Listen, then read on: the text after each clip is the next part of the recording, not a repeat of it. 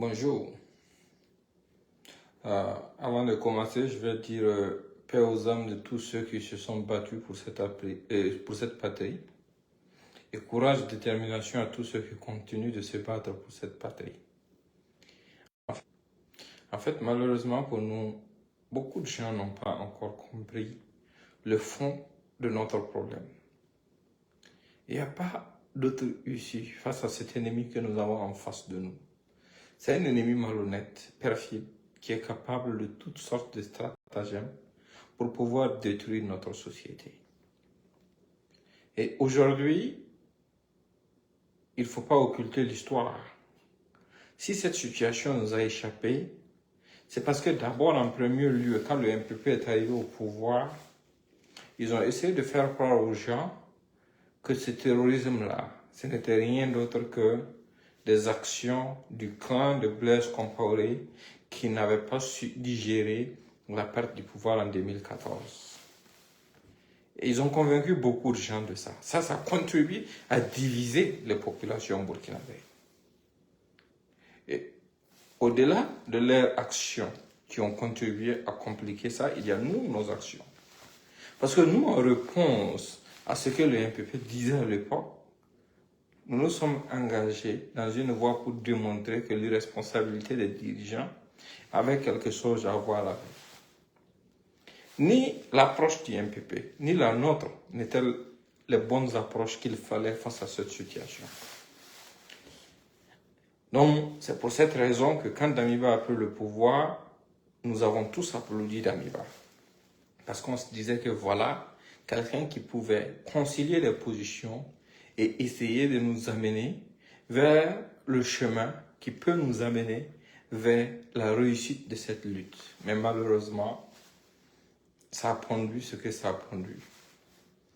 Parce que plutôt que de faire des terroristes leur priorité, ils se sont engagés dans une politique politicienne, plus la gabegie, les incendies de véhicules de ceux qui osaient parler et tout ce qu'il y a. Aujourd'hui, nous avons un jeune capitaine qui est arrivé au pouvoir après ça. Qu'est-ce que nous pouvons faire si nous estimons que nous avons compris que ce défi-là qui s'est imposé à nous n'est ni la faute du MPP à l'origine, ni la faute du CDP, ni la faute de quelqu'un d'autre. Ce sont juste des mécréants qui ont fait le choix de détruire notre pays. Donc, nous devons parler et agir dans ce sens pour pouvoir aider les pays. Et c'est ce qui est en train d'être fait actuellement. Et je vais vous le dire, si vous avez un peu d'amour pour le pays, il faut partager la vidéo avant que je ne puisse continuer. C'est important. C'est extrêmement important. Parce que vous savez, ce qui complique notre lutte, c'est notre absence de solidarité, notre négligence. Les Burkinabés ont tendance par moments à négliger les choses, à ne pas être solidaires, à se dire que telle chose ne me concerne pas, à s'intéresser à des choses futiles plutôt qu'à des choses qui concernent leur vie. Tant que les gens ne vivent pas certaines situations, pour eux, ça ne regarde que les autres. Donc, il faut partager massivement la vidéo, vous qui êtes en ligne, pour qu'on puisse continuer. Parce que c'est important, il faut qu'on soit solidaire. Moi, Ibrahima Maïga, je ne suis pas quelqu'un de parfait. Mais il y a quelque chose qui est là. Je suis quelqu'un de logique. Quand le MPP est arrivé au pouvoir, je les soutenais. Parce que, pourquoi? Je me disais que, en fait, cet MPP-là, qui a travaillé avec Blaise pendant des années, était le meilleur canal pour pouvoir réunir les Burkinabés. Parce que, quelles que soient les divergences politiques, ils ne peuvent pas être ennemis au détriment de la patrie. Ils ont échoué à le faire. Et qu'est-ce que ça nous a produit? Des divisions supplémentaires dans ce pays. Et ce sont ces divisions supplémentaires qui ont créé ces situations. Et dans ça là, comment est-ce que nous pouvons voir le bout du tunnel si nous ne prenons pas nos responsabilités? Les terroristes n'ont pas pitié de nous. Ils n'ont aucune pitié de nous, pour nous. Et les pays voisins qui se disent membres de la CEDEAO jouent au sourd depuis que cette crise a commencé, que ça bouffe les fils et les filles de cette patrie. Et aujourd'hui, vous allez voir la publication avant ce live. C'est un cadre politique de la Côte d'Ivoire qui prédit la disparition de notre patrie. Quelqu'un prédit la disparition de notre patrie. Et nous, on n'est pas capable de nous unir pour la survie de notre patrie. Si la Côte d'Ivoire a pu survivre à la crise ivoirienne et à ces morts qui dépassent tous les morts du terrorisme au Burkina, qu'est-ce qui fait dire à un responsable politique d'un pays voisin, au lendemain des attaques meurtrières contre notre pays, que notre pays va disparaître si nous n'acceptons pas la main tendue de la CEDEAO? Qu'est-ce que ça sous-entend? Ils ne sont pas plus braves que nous, ils ne sont pas plus forts que nous. Et quand nous parlons, nous ne sommes pas contre quelqu'un, nous sommes pour le Burkina. Et là, vous allez savoir que des gens sont dans un complot. C'est que cette personne qui a osé dire que le Burkina va disparaître si les choses continuent ainsi n'a même pas dit un seul mot de compassion dans son tweet concernant cette affaire. Ça veut dire qu'il s'en fiche, ça ne les regarde pas. C'est nous notre problème. Et il y a des Burkinabés qui les applaudissent, qui sous-entendent qu'ils sont plus forts, qui sous-entendent que, voilà, et nous n'avons pas d'avenir, et qui prédisent même la disparition de notre pays. Et je vais vous dire quelque chose, les gens connaissent mal l'histoire de cette patrie. Ce pays a survécu à pire que ça. Qu'est-ce que nous ne pouvons pas traverser si nous nous comportons de façon solidaire et responsable? Encore une fois, il faut partager, parce que je ne suis même pas encore arrivé au début de mon argumentaire. Vous savez, aujourd'hui, il y a des gens qui cherchent juste à repartir dans leur village pour vivre en paix. Ces gens qui essaient de repartir dans leur village pour vivre en paix ne pensent pas à autre chose au-delà de leur survie. Nous ne valons pas mieux que ces gens, nous ne sommes pas plus burkinabés qu'eux. Mais pendant que notre armée est en train de se battre pour pouvoir trouver les voies et moyens, pour pouvoir faire face à ces défis, en collaboration avec nos VDP, certaines personnes dans leur coin sont dans des luttes stratégiques de comment avoir le pouvoir. Et dans cette lutte stratégique de comment avoir le pouvoir, ils parlent de politique. Ils parlent de démocratie. D'abord, il y a quelque chose qu'il faut préciser sur cette question. La démocratie, ce n'est pas un système de gouvernance que les Burkinabés ont choisi de façon démocratique. Dites-moi, quand les gens voulaient instaurer la démocratie au Burkina, est-ce qu'ils ont voté pour l'instaurer? On l'a imposé en masse. Et les gens ont suivi. Parce que ce sont quelques intellectuels qui ont pris cette voie. Donc, ça n'a même pas été instauré de façon démocratique. Quand on a tracé nos frontières, on a constitué ces pays, est-ce qu'ils ont organisé des élections pour pouvoir mettre ces peuples-là ensemble? Ils ont tracé les frontières en fonction de leurs priorités, et de leurs besoins et de leurs plans. Mais nous l'avons accepté. Parce que nous savons que nous sommes frères. Quel que soit ce qu'il y a, nous allons vivre ensemble et nous allons avancer ensemble.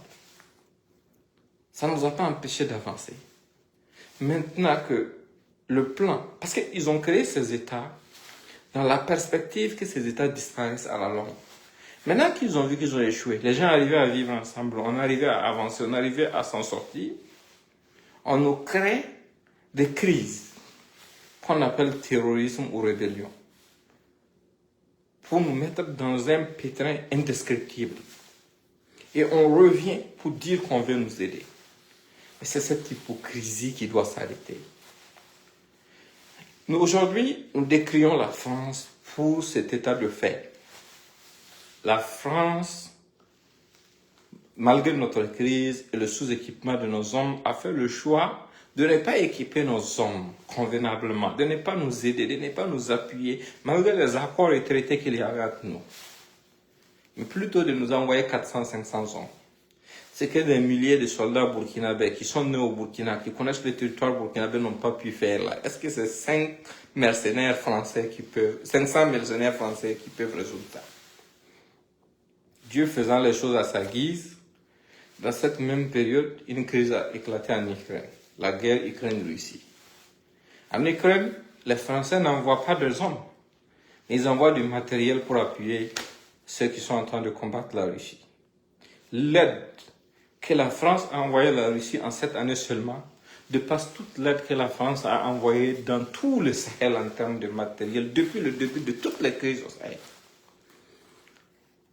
Et quand nous voulons critiquer la France, dans son jeu de perfidie, s'élève et rentre dans un jeu de mots et de manipulation, en essayant de faire croire que c'est une haine anti-Occident. Parfois, ils vont plus loin en disant que c'est une haine anti-blanc. Et les Russes, ce sont aussi des blancs. Et l'Occident, ça ne peut pas être une haine anti-Occident. Les États-Unis, l'Allemagne et les autres pays de l'Occident ont leur ambassade chez nous. Est-ce que vous avez vu les gens s'en prendre à eux? Les gens ne l'ont pas fait. Pour déconstruire ce mensonge qui a été volontairement établi pour freiner notre marche vers notre libération, il va falloir que nous sortons de notre léthargie et de notre paresse. Il va falloir qu'on soit solidaire. Tu peux me détester. Je ne suis qu'un humain, je ne suis pas parfait. Je dis des choses vraies, parfois je dis des choses fausses. Parfois je dis des choses qui vous arrangent, parfois je dis des choses qui vous heurtent. Mais l'essentiel est que les actions d'aucun d'entre nous ne doivent rentrer dans une logique qui va aller contre les intérêts de nos États. C'est comme je l'ai tracé au début. De nos dirigeants jusqu'à nous, depuis le début de cette crise-là, on a eu des comportements irresponsables. Des comportements irresponsables, par exemple, au début de la crise, en sous-entendant que c'était l'ancien régime Compaoré qui était derrière ça. Des comportements irresponsables de nous, notre part, par exemple, en ciblant le régime en place exclusivement et en divulguant des informations secrètes d'État, secrètes de défense du moins. Ça n'a pas aidé. Tous ces comportements mis ensemble là, ça n'a pas aidé. Parce que la preuve, c'est quoi? La situation, elle est toujours là, elle s'aggrave. La France est venue avec ses hommes pour nous soutenir. La situation, elle est là, elle s'aggrave. Et des gens, des Africains se sentent blessés par la décision de renvoyer ces forces françaises là sur elle. Et traduisent ça sur un autre langue. D'autres vont plus loin même en disant que moi je travaille pour Wagner. Moi je m'en fous de Wagner, je m'en fous de la Russie ou de la France. Ce qui compte pour moi, c'est la survie de nos concitoyens. La survie de nos concitoyens est primordiale. Nous autres, on nous a embrigadés ici, nous mettre dans une logique sans issue, nous faisant croire qu'en fait, c'était la bonne approche pour pouvoir résoudre cette situation sécuritaire. Nous avons soutenu jusqu'à ce que chef de classe est arrivé au pouvoir. Et vous avez vu ce que ça a produit comme résultat? Que du désastre, que du recul, que de la gabéchie. Comme je l'ai dit sous la vidéo de Moussa Zerbo hier pour venir aux politiques, il faut être maudit aujourd'hui dans ce contexte-là pour faire prévaloir sa citoyenneté burkinabé afin de revendiquer des droits que d'autres burkinabés ne peuvent même pas arriver de revendiquer. D'abord, il y a quelque chose qui est là. Ces politiques-là doivent comprendre une chose. Si vous qui êtes à Ouagadougou dans vos maisons climatisées, vous estimez que vous avez le droit de mener vos activités politiques parce que vous êtes des Burkinabés. Donc, les déplacés internes qui ne peuvent plus aller chez eux, là, ce ne sont pas des Burkinabés. Eux, ils n'ont pas le droit de repartir chez eux. Si vous estimez que c'est votre droit d'avoir des élections, d'accord? Donc, les millions de Burkinabés qui, à cause de l'insécurité dans les différentes localités, n'ont pas pu voter aux élections présidentielles et ne pourront pas voter si on organise des élections demain là. Ce ne sont pas des Burkinabés. Ils n'ont pas le droit de vote. Ce n'est pas la priorité de ce pays. Au-delà de toutes sortes de manipulations, quand quelqu'un essaie de vous monter contre quelqu'un, il faut regarder quelque chose par toi-même. Est-ce que ce que la personne pose comme acte en ce moment-là va à l'encontre des intérêts de nos forces de défense et de sécurité de nos deux pays? Est-ce que les actions que la personne pose en ce moment vont à l'encontre des intérêts de ce pays? personnes qui aujourd'hui posent des actions, que ce soit sur le virtuel ou sur le terrain, qui vont dans le sens de nous aider à nous fédérer pour pouvoir nous en sortir, doit être applaudi. On ne peut pas rester dans cette manipulation éternelle, essayant de faire croire que le malheur du pays dépend de certaines personnes uniquement. Les fautifs sont nombreux dans notre contexte. Mais actuellement, ce qui compte, c'est quoi? Est-ce qu'ils regrettent? Est-ce qu'ils ont compris qu'aujourd'hui, là, c'est notre survie qui est menacée? Est-ce qu'ils ont compris que c'est se mettre ensemble pour avancer qui peut résoudre notre problème? Des gens sont sortis pour dire que le dernier coup d'État a divisé l'armée. D'accord, on le concède.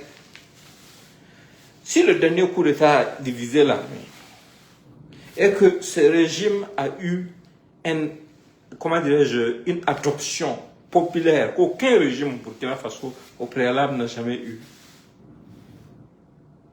ça gâte quoi de continuer et d'essayer d'unir les gens autour de la cause commune? Si vous estimez que c'est une fraction de l'armée qui est au pouvoir, si une autre faction que vous êtes en train de pousser organise un coup d'État contre cette faction, est-ce que ça va arranger les divisions? Est-ce que ça va les résoudre? Ça va au contraire les aggraver. Donc, j'insiste encore, il faut partager pour que je puisse continuer. Il faut partager pour que je puisse continuer. Aujourd'hui, nous sommes dans une situation complexe. Je vais venir maintenant après les politiques aux populations.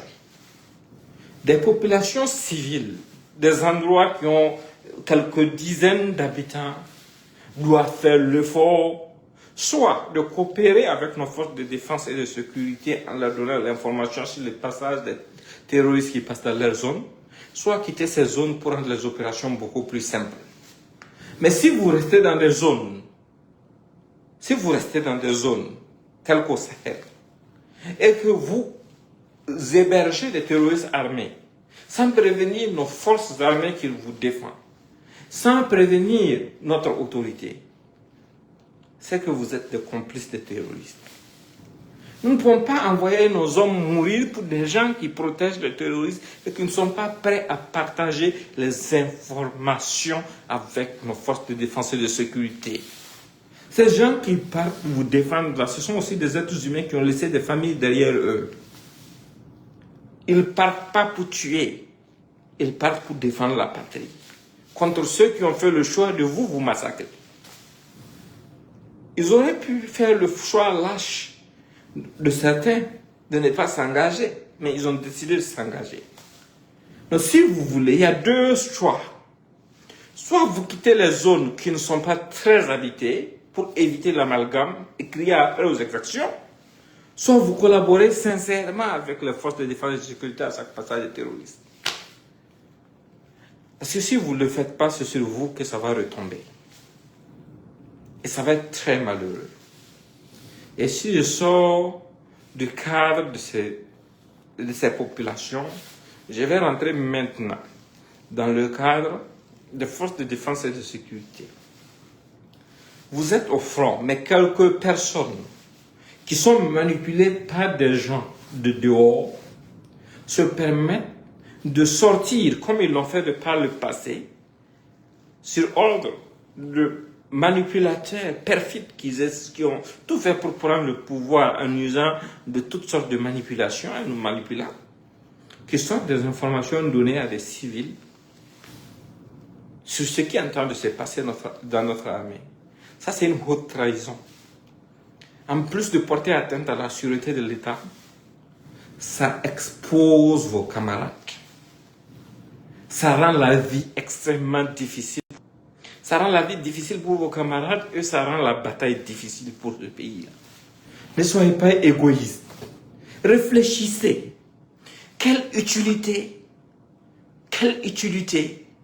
ça a de prendre des informations qui sont censées être cloisonnées dans la maison de l'armée pour les donner à des civils. Si des actions n'ont pas été entreprises à l'interne lors des discussions, ce n'est pas le fait de diffuser des informations sur les réseaux sociaux qui vont changer ça. On l'a essayé, nous on l'a fait. Pendant combien d'années? Est-ce que ça a changé quelque chose? Ça n'a rien changé de positif. Donc si vous avez fait quelque chose pendant des années et puis ça n'a rien donné là, il faut changer. Il faut changer. Il faut avoir la pudeur, d'avoir du respect pour ceux qui sont en train de tomber pour ce pays. Aujourd'hui, si vous ne le faites pas, ça va vraiment être dommage. Parce que les gens à qui vous envoyez ces informations, vous n'avez aucune idée de leur lien et de leur ramification. Les terroristes, ce ne sont pas des extraterrestres. Ce sont des citoyens. Est-ce que vous connaissez qui travaille avec qui dans ce pays-là? Moi, est-ce que vous savez si moi je collabore avec le groupe terroriste ou pas? Donc il faut faire très attention.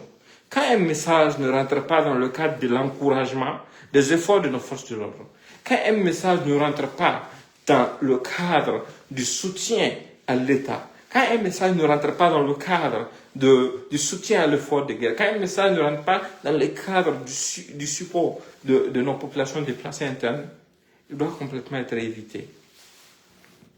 Et l'armée doit pouvoir trouver des voies et moyens pour se verrouiller.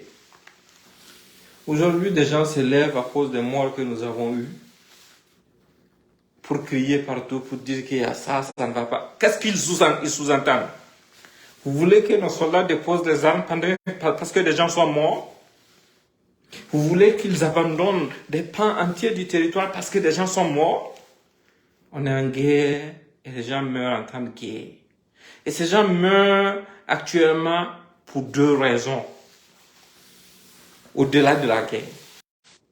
Parce que des lâches collaborent avec des terroristes sur le sol burkinabé, alors que nos soldats là se sacrifient et vont au prix de leur vie pour livrer de la nourriture aux gens qui parfois collaborent avec des groupes armés. Juste parce que pour eux, tout citoyen burkinabé est citoyen burkinabé. Ça sont de deux. Les gens meurent parce que des lâches se camouflent sur les réseaux sociaux pour chanter la gloire des terroristes. Aujourd'hui, je peux comprendre que quelqu'un dise, moi je publie des alertes pour aider les populations. Ça même, je ne suis pas convaincu de ça. Parce que si tu as une alerte, c'est que ça vient des populations. Les populations sont déjà au courant.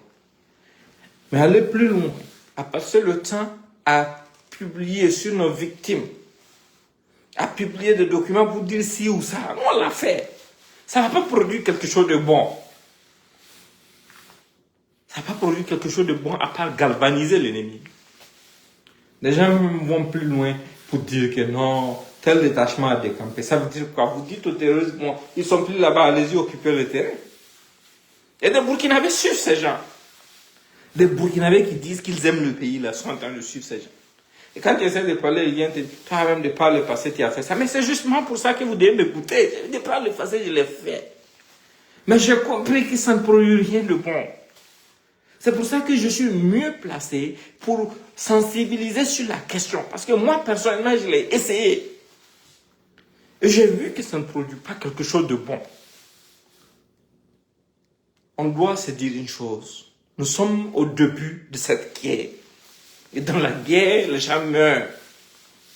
Plus tôt, nous allons comprendre, être solidaires, diffuser partout le bon message, partager nos messages et invitez vos amis à suivre nos pages qui soutiennent réellement ce pays-là. Et le faire de façon conséquente. Et en même temps, ne pas être paresseux avec quoi que ce soit. Parce que le baromètre de ceux qui veulent nous déstabiliser là, ce sont les réseaux sociaux. Même s'ils font croire qu'ils ne font pas attention à ce qui se passe sur les réseaux sociaux. Ils regardent les réactions des gens sur les publications de ceux qui soutiennent nos autorités. Et nous ne prenons pas des mesures pour nous-mêmes, pour être solidaires, pour envahir le monde entier avec notre message, ça va être très malheureux.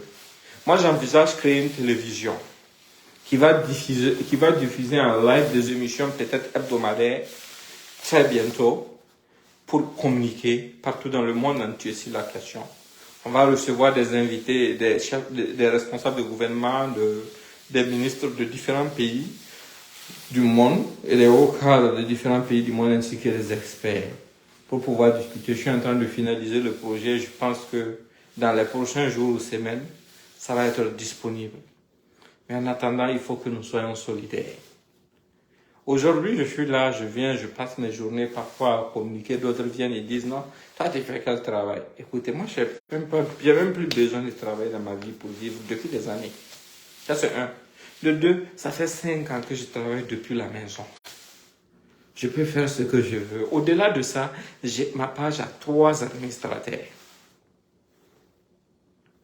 Mais c'est une situation qui est là. Aujourd'hui, c'est facile pour moi de me taire et de dire que ce qui se passe au Burkina, je m'en fous, ça ne me regarde pas. Mes 2 parents sont décédés et parmi les membres de ma famille qui sont là-bas, il n'y a pas quelqu'un qui ne peut pas s'en sortir, qui peut pas aller où il veut, quand il veut. Moi-même, je ne suis pas là-bas. Mais voilà, je m'en fous. Je peux dire ça. Mais je ne vais jamais le faire. Parce que c'est là-bas que nous sommes nés. C'est là-bas que nous avons grandi, c'est là-bas que nos parents sont enterrés. C'est là-bas que nous avons nos amis et nos promotionnaires, les gens avec qui nous avons fréquenté. C'est très important. Et des gens, pour leurs intérêts égoïstes, sont là à essayer de nous faire croire que ça ne va pas, sans nous dire que c'est quoi la solution. Ça ne va pas là, c'est quoi? Vous ne pouvez pas passer les journées à nous dire que oh, c'est pire qu'avant. Attendez, c'est quoi vous proposez comme alternative? On va faire comment? Aujourd'hui, le message d'un Burkinabé digne qui est responsable, qui a compris la situation après toutes nos erreurs, devrait être: il faut qu'on se donne les mains pour nous en sortir.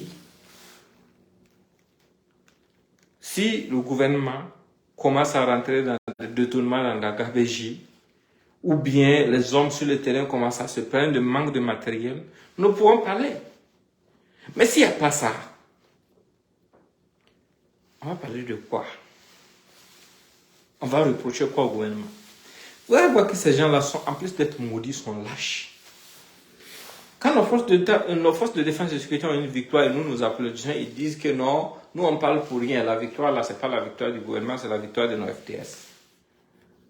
Et quand il y a une situation de défaite, ces mêmes gens viennent dire que cette défaite-là, c'est la faute du gouvernement.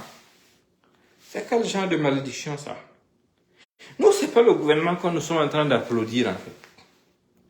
Le gouvernement, c'est comme les yeux de notre pays. Ce sont nos forces combattantes sur le terrain qui sont engagées contre le terrorisme que nous sommes en train d'applaudir. Et tant que le gouvernement ne va pas dévier de la vision populaire, et tant que le gouvernement va être là pour être au service de ces forces combattantes, on va s'en sortir d'une façon ou d'une autre, quel que soit ce que ça va coûter à ce pays-là. Mais si le gouvernement dévie de la volonté populaire, si le gouvernement commence à s'occuper d'autres choses pendant que la situation s'empire, là nous pouvons faire du gouvernement notre problème. Mais actuellement, le gouvernement n'est pas notre problème. La transition n'est pas notre maladie. Notre maladie actuellement, c'est le terrorisme. Et qu'est-ce qu'il faut faire dans ce cas? Il faut galvaniser nos hommes. D'autres viennent et disent non, en disant que les terroristes ont perdu tel nombre d'hommes, ça les pousse à venir se venger. Vous êtes vraiment bêtes. Quand les terroristes ont pris l'initiative de prendre les armes pour nous attaquer là, est-ce que c'est sur cette base qu'ils l'ont fait? Des gens qui ont décidé de vous faire du mal, d'une façon ou d'une autre, n'attendez pas que ces gens aient pitié de vous. Ça ne peut pas être un prétexte pour ne pas galvaniser nos forces de défense et de sécurité. Ça ne peut pas être un prétexte pour ne pas soutenir nos VDP. Quand je sors de ça, je vais rentrer pour finir dans le cas des communautés. Suivant mes dernières sorties, d'autres se sont plaints. Ils ont dit que moi, j'étais contre la communauté Peul, quoi. Moi, j'ai ri. J'ai dit, vous ne savez pas qui est contre la communauté Peul. Vous ne savez pas qui est contre la communauté Peul. Ceux qui sont contre la communauté Peul, en vérité, ce sont ceux qui essayent de mettre le nom de la communauté dans tout ce qui tend à défendre des gens qui sont interpellés ou qui sont victimes d'exactions. Et je le répète aujourd'hui. De la même façon que je ne peux pas permettre à quelqu'un de dire que tous les peuples sont des terroristes, de cette même façon que je ne peux pas permettre à quelqu'un de défendre quelqu'un juste sur sa base ethnique, sur la base ethnique, sur son appartenance ethnique. Ça n'a pas de sens dans une république.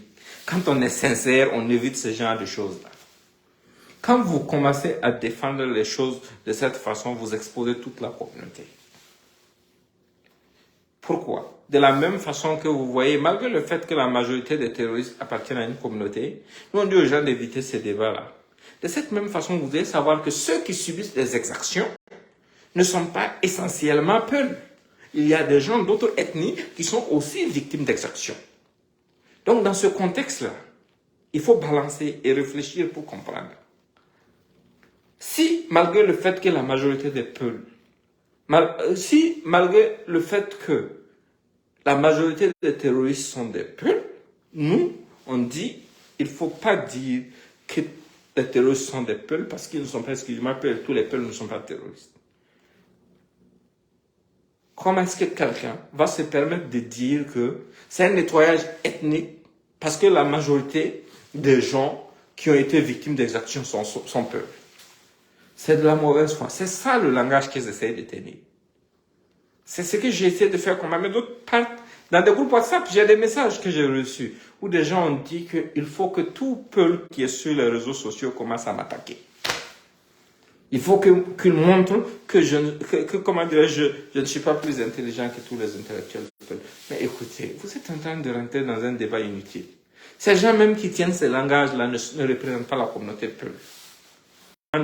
Ils ne parlent pas, du moins, ils ne parlent pas de cette façon. Donc, c'est pour un peu faire la lumière sur cette question que j'ai décidé de parler de cette façon. Il n'y a aucun intérêt pour moi d'être contre la communauté peul. Absolument aucun. Où est le but? J'essaie juste d'aider. Parce que ceux qui sont en train de noyer la communauté, ce sont ceux qui défendent les causes sur l'angle communautaire. On ne peut pas faire ça.